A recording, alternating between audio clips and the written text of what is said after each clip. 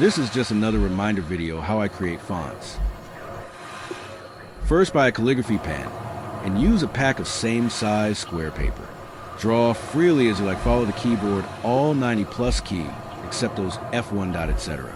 Then scan and import just like shown. I will do it for another one since I scanned 3. Tricky. You can easily see the question mark in picture, but reverse look up the question mark in this list need time. No need worry about overshort the baseline.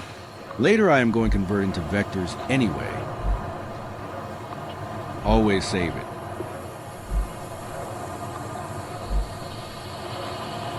Do not select the first paint can, which is draw freehand curve, but select the below blue paint can, which is at a point, then drag out its control point.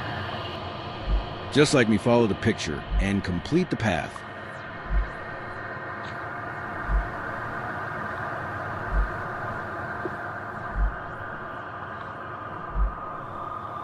Now I save it and test it out using print, which is not printing out on paper, but rather I can see my newly drawn picture as font to type it out.